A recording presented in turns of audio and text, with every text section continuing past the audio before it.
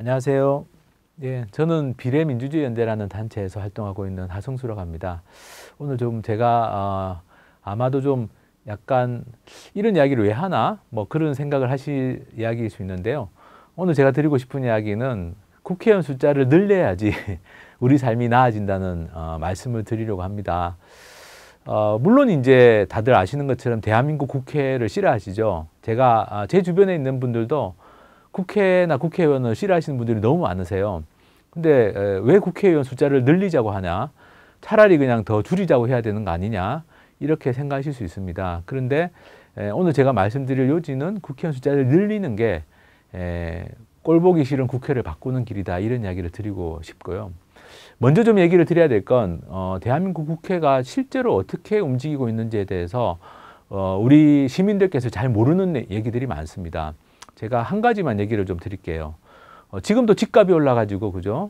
굉장히 많은 분들이 이 집 문제 때문에 고민이 많으십니다.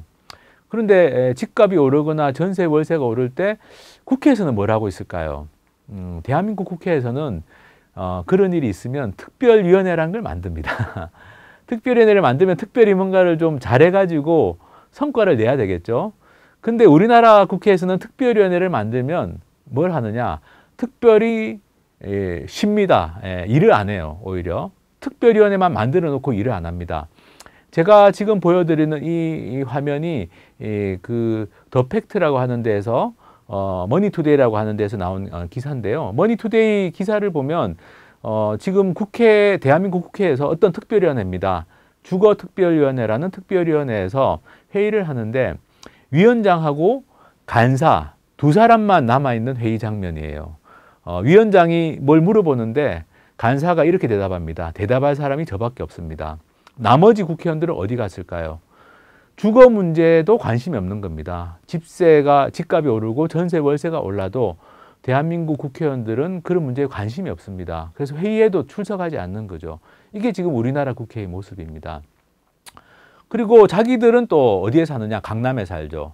우리 서민들은 집값이 오르고 전세 월세가 올라서 고통을 겪고 있는데 국회의원들은 25%가 강남에 사는 걸로 나왔습니다. 노컷뉴스라는 언론에 보도된 내용인데요. 시골에서 국회의원이 된 사람도 살기는 강남에 삽니다. 그러니 이런 사람들이 그죠? 대한민국의 이 집값이나 전세 월세 때문에 고민하는 이 서민들의 마음을 이해할 리가 없죠. 자기는 강남에 사는데 자기가 전라남도나 충청남도에서 국회의원이 됐지만 살기는 강남에 사는 그런 국회의원들이 있습니다.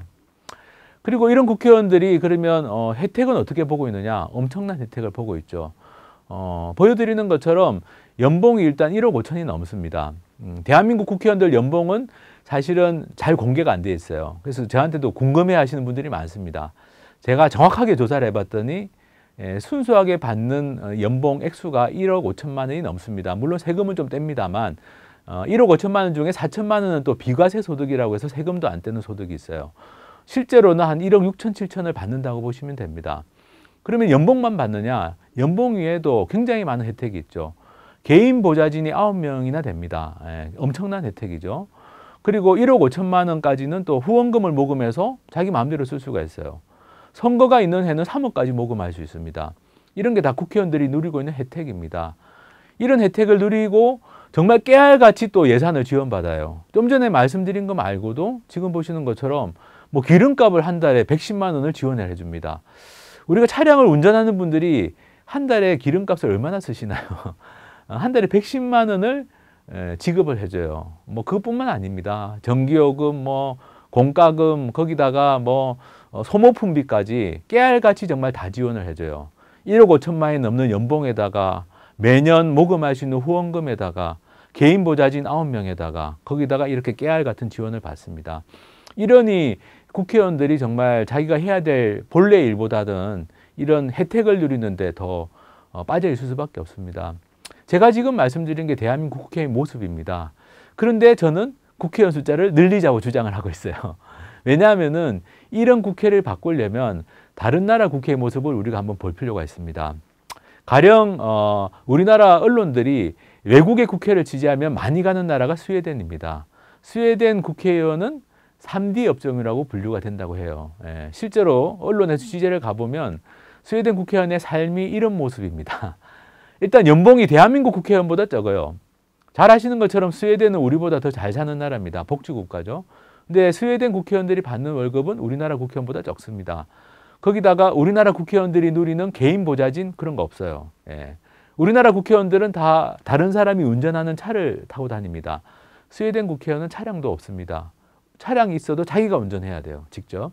아니면 자전거로 출퇴근하거나 그렇습니다. 해외 출장을 갈 때 대한민국 국회의원들은 비행기를 탈 때 비즈니스석이라는 걸 탑니다. 99% 이상의 비즈니스석을 타요. 비즈니스석을 타보신 분이 얼마나 되는지 모르겠어요. 저는 한 번도 못 타봤습니다. 네, 근데 조사를 해보니까 미국이나 유럽 같은데 우리가 흔히 타는 이코노미석을 탈 때보다 비즈니스석을 타면 한 3배, 4배 이상의 항공 요금이 나옵니다. 뭐 미국이나 유럽 갔다 오면 왕복 비행기 값만 700~800만 원이 나올 정도예요. 700만 원, 800만 원. 대한민국 국회의원들은 그걸 너무나 당연하게 생각하고 비즈니스석을 탑니다. 근데 스웨덴 국회의원은 해외 출장 갈 때에도 이코노미석을 타야 돼요.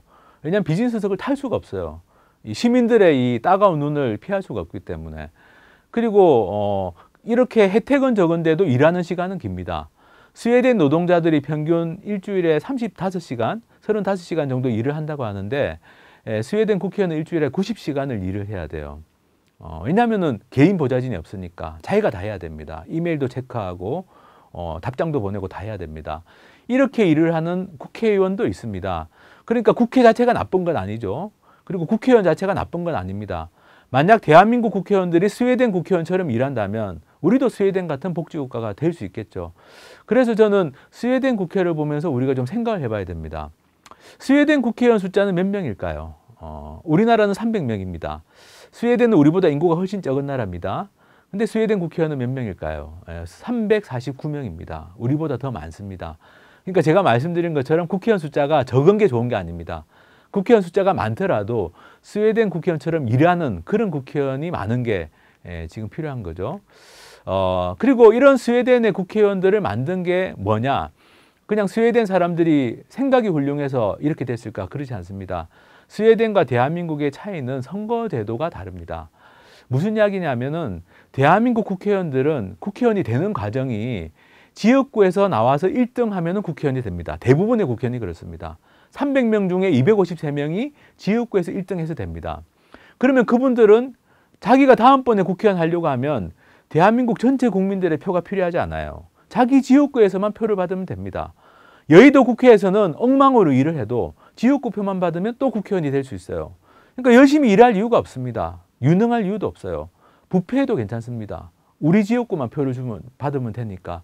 그래서 대한민국 국회의원 모습이 앞서 말씀드린 것처럼 정말 국민들의 삶에는 무관심하고 특권만 누리는 그런 국회가 된 건데요. 스웨덴은 앞서 말씀드린 것처럼 스웨덴 국회의원이 이렇게 된 이유는 선거제도가 다릅니다. 스웨덴은 비례대표제라는 선거제도를 택하고 있어서 받은 표만큼 정당들이 국회의석을 차지합니다. 정당들은 어떻게든 자기 정당을 지지하는 표를 더 받아야 됩니다. 정당을 지지하는 표를 더 받으려면 그 정당이 유능해야 되죠. 그리고 부패가 없어야 됩니다. 부패한 국회의원이 있는 정당은 유권자들이 표를 주지 않습니다. 그래서 정당들이 자기 정당 소속 국회의원들을 열심히 관리해야 됩니다. 그게 스웨덴이 지금처럼 깨끗하고 투명한 국회가 된 비결입니다. 그래서 지금 대한민국에서 필요한 것은 스웨덴과 같은 선거제도를 만들어서 스웨덴과 같이 일하는, 스웨덴 국회의원처럼 일하는 국회를 만드는 게 저는 대한민국 정치를 바꾸는 지름길이라고 생각하고, 제가 말씀드린 이런 방향으로 선거제도를 바꾸자는 게 대한민국의 개혁적인 정치인들의 수건이었습니다. 고 노무현 전 대통령, 그리고 얼마 전에 돌아가신 고 노회찬 의원도 다 제가 지금 말씀드린 비례대표제, 선거제도를 비례대표제로 바꾸자는 주장을 해왔던 분들입니다. 노무현 전 대통령 같은 경우는 다른 모든 것을 다 포기하더라도, 양보하더라도 선거제도 개혁만은 꼭 해야 된다는 이야기를 여러 번 하셨던 분입니다. 우리가 이런 분들의 어떤 개혁적인 정치를 정말 인정하고 따르고자 한다면 저는 선거제도 개혁에 나서야 되고, 이 노무현 전 대통령이나 노회찬 의원께서도 똑같은 주장을 하셨습니다. 국회의원 정수를 늘려서라도, 국회의원 숫자를 늘려서라도 비례대표제로 바꾸는 게 중요하다. 그리고 숫자가 늘어나는 국회의원은 다 비례대표로 해서 연동형 비례대표제라는 걸 도입하는 게 필요하다. 이게 노회찬 전 의원께서 하셨던 말입니다. 연동형 비례대표제에 대해서는 뭐 오늘 자세한 설명은 드리지 않겠습니다만 간단한 개념입니다. 정당이 받은 표대로 의석을 나눠주자 이겁니다. 그러면 지역구 선거를 안 하느냐? 지금처럼 그런 의문을 가질 수 있는데 지역구 선거를 하면서도 연동형 비례대표제를 하는 방법이 있습니다. 독일 같은 나라가 그렇게 합니다. 방법은 간단합니다. 어떤 정당은 지역구에서 당선자가 많이 나오는데 어떤 정당은 자기 정당이 받는 정당 지지보다 지역구 당선자가 적게 나올 수 있습니다. 적게 나오는 정당한테는 비례대표로 모자라는 의석을 채워주면 됩니다. 그게 연동형 비례대표제입니다. 그러려면 숫자가 좀 늘어나는 게 필요합니다. 국회의원 숫자가 300명보다는 지금 300명인데 360명 정도로 늘어나는 게 연동형 비례대표제를 제대로 도입할 수 있는 방법입니다. 그래서 그렇게 하자는 거고요. 고 노무현 전 대통령께서도 숫자를 늘리더라도 선거제도 개혁하는 게 중요하다. 고 노회찬 전 의원도 마찬가지 이야기를 하셨습니다. 그러면 국회의원 숫자를 늘리자고 하면 국민들이 싫어하는 이유가 있습니다. 지금처럼 특권만 늘리는 국회의원 숫자를 늘리자는 거냐? 그거는 전혀 아닙니다. 특권은 줄이고 대신에 국회의원 숫자를 늘리는 방법이 있습니다. 왜냐하면 지금 대한민국 국회에서 쓰는 예산이 6,300억이나 되고 아까 말씀드린 것처럼 국회의원들이 너무 많은 특혜를 누리고 있습니다. 그래서 그런 걸 줄이고 국회의원들이 누리는 특권이나 예산을 줄이고 그래서 지금 현재 6,300억 정도의 예산으로 360명을 쓰자는 게 주장하는 바고요. 방법도 다 나와 있습니다. 1억 5천만 원이 국회의원 연봉이라고 했는데 그걸 한 1억 원으로만 줄여도 400명을 쓸 수 있습니다. 9명의 개인 보좌진을 7명으로 줄여도 가능합니다. 또 업무 추진비 요즘 많이 논란이 되는데 그런 낭비되는 예산을 줄이면 얼마든지 지금 국회 예산 가지고 360명 쓸 수 있는데 우리가 주권자라면 그게 이득입니다. 맨날 국회의원들이 자기들이 머슴이라고 하잖아요. 우리가 주인이라면 같은 돈으로 더 많은 머슴을 쓰는 게 우리한테 이득인 거죠. 그렇게 우리가 좀 생각을 바꾸고 국회의원 숫자를 늘리고 선거제도를 개혁하면 되고요. 마지막으로 한 가지만 더 말씀드리면 많은 분들이 비례대표 숫자를 늘려서 국회의원 숫자를 늘리자고 하면 비례대표 그거 공천을 이상하게 하지 않냐라는 질문을 많이 하십니다. 실제로 대한민국의 거대 정당들이 비례대표 국회의원 공천을 엉망으로 한 적이 많았죠. 그렇지만 답은 있습니다. 독일 같은 경우는 비례대표 공천을 민주적으로 해야 된다는 게 선거법에 명시가 되어 있습니다. 우리도 그렇게 할 수 있습니다. 그렇게 민주적 공천을 하도록 강제하면, 법으로 강제하면 비례대표 숫자를 늘리더라도 전혀 문제가 없다는 말씀을 드리고 싶습니다. 제가 오늘 말씀드린 내용이 좀 더 궁금하시면 제가 활동하는 단체가 비례민주주의 연대인데 네이버나 다음이나 뭐 포털에서 검색하시면 저희 사이트에 들어와서 좀 더 자세한 정보들을 보실 수 있고요. 제가 지금 말씀드린 영상을 혹시 10월에 보시는 분이라면 10월의 마지막 날 국회 앞으로 오시면 제가 오늘 말씀드린 내용들에 대해서 같이 시민들이 얘기를 나누는 문화제가 준비되어 있습니다. 좀 더 많은 이야기들을 좀 더 많은 시민들과 나누는 자리니까 관심 가지시면 좋겠습니다.